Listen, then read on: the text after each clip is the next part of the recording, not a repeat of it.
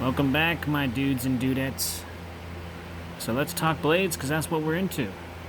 So, I have my last Kershaw of my unboxing-ness that I have. The last video I did the fatback. This one I am actually kind of excited for. I've kind of had my eye on this knife also for a little while. And this one is the Kershaw Barstow, model 3960. This one is kind of like I have a thing for switchblade looking knives that look like stilettos and stuff like that. I really do like that kind of style knife. That is my thing. There it goes. That I'm into.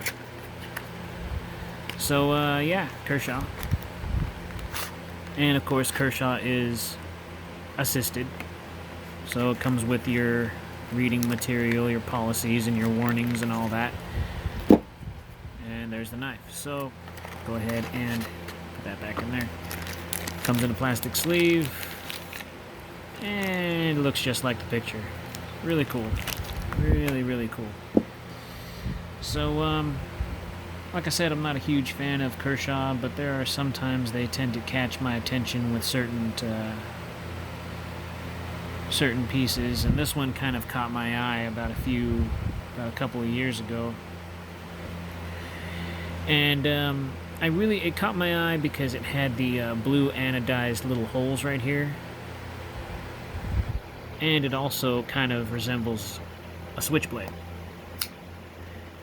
If you look at it, it's kind of got that kind of look, and it looks really cool. I actually do like this. It's a bit small. It is. If I'm holding it like this finger is probably going to be set here, and then this one's going to be kind of freely. Oh, look. Blue anodized pillar standoffs. That's kind of nice. So it's a little... That right there, it's... You know what? I take that back. I actually do like this. I like this a lot. It's a little shorter, kind of stubby, in my opinion. But I do love the look of it. I mean, this is a really, really attractive knife. Kai patent, of course, it's got the model number 3960, 8CR13 MOV steel, and yes, it does have a fuller, or what a lot of people like to call a blood groove, in the center of the blade. And what that's for, initially, when you see it on bigger blades like swords and bigger fixed blade knives, it's actually meant to be for weight reduction, but it also gives it kind of a nice, neat look to it too. So back then, a lot of stories were pushed around that it was supposed to help when you puncture into something, it creates some sort of air pocket, so that way it causes the knife to go in deeper and with less resistance. I think that's a load of BS, because I think that somebody just kind of made that up just so it can sound cool, but it is called a fuller, and it is meant for weight reduction, but it does look really, really nice. So it's a nice little touch. I think it's more aesthetic than it is actually weight reducing for this kind of knife, because it's just so dang small. So open pillar construction, and it's being held together by these 3 screws and this pivot, so that's what's holding this entire knife together. You got the deep carry pocket clip right here that's actually quite attractive. I just don't like how the lip is so far up there, so be careful with that if you decide to get this knife. It might hang up on stuff. Pocket clip is it's decent. It's on par. And of course, liner lock. And assisted, which means it's spring assisted. So that's not me flicking it open, it's actually on a leaf spring in there somewhere. Or not a leaf spring, it's probably a pivot spring in there, more or less. But you push on this quillion right here, and it pops the knife right open, and that's without having to flick my wrist to flick it open. So let's go ahead and get some specs on this thing. Kind of sad, because I don't have any more knives to open up, at least for another week. I'll be getting another knife pretty soon. I'm not going to tell you what it is. Sorry, you're just going to have to wait for that video to come up once I get the product. Alright, so I have 3.52 ounces. Okay. Of course, nylon, glass reinforced nylon handle scales, sandwiched on steel liners. So yeah, it's not a bad knife. It's pretty decent. Kershaw. You're looking at the price tag. This one is $28.91. So another knife that's under $30. Kind of a budget, budget knife. 8CR 13 MOV. That's not a bad steal. Better than 440 stainless in my opinion. And it is a bit wide, so let's go ahead and pull out the calipers on this. 14.5.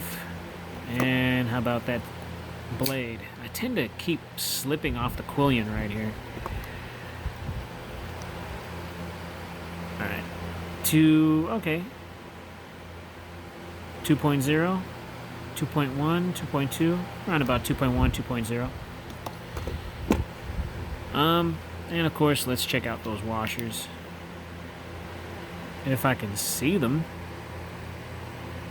Alright, I can kind of see the gold, the brass, I should say. So yeah, phosphor bronze bushings in there. That kind of tickles me a little bit. I do like phosphor bronze bushings. So you can switch the pocket clip from, and it is deep carry, you can switch the pocket clip from right to left if you wanted to. And this quillion right here doesn't really have jimping up here, but it has jimping on the sides, which kind of confuses me a little bit, because maybe you want to do that like that, sure. But my reaction is to go topside and then push down this way. So it slips off every now and again. I'll do this number a lot when I'm like, gotta get it open, you know? I don't know. Let's go ahead and get some measurements on it, because I want to know how long it's kind of stubby, so. And you're looking at, wow, a 3-inch blade.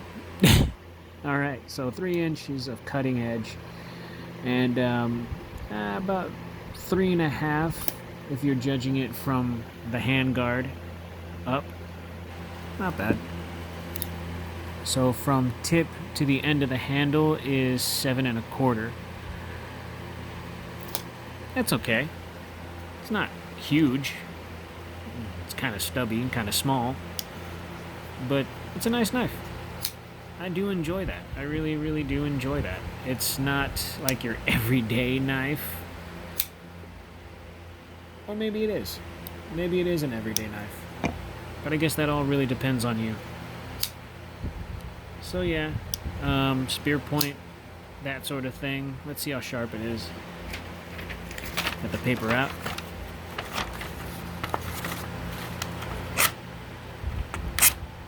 And of course, it's sharp. Nope. Nope. There we go.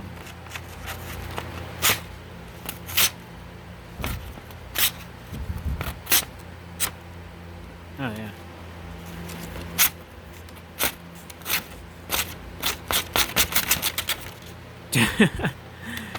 Sorry, I'm getting a little tired right now.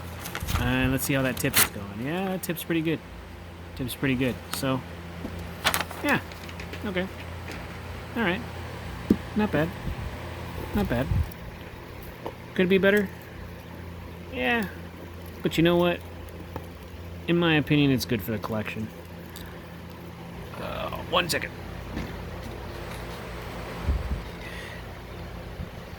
Not into the whole budget knife thing, but if it's aesthetically pleasing to me, then I actually might just pull the trigger and buy it. And that's kind of what got me into wanting this one.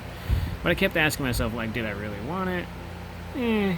Not really. Do I need it? You know. I kind of like this texture, this kind of X texture that's on this. It's nice. It really is. It's really nice. It's not overly grippy, but it doesn't feel like it doesn't have enough grip to hold this knife. And for some weird reason, when I'm holding it like this, it feels good. Feels like I could use this for self-defense if I really wanted to. And then of course, holding it like this just feels really short. It does. It feels very short because my pinky's hanging off right here and I got these 3 fingers and my thumb. Could I choke up on this blade? I probably wouldn't suggest it, because you're hitting the ricasso, and there's a little bit of blade right there that I'm touching is super sharp. It's kind of cutting into my skin just a little bit, just nicking it. So it's kind of stubby. It's a bit stubby, so expect it to be short. So, I don't know.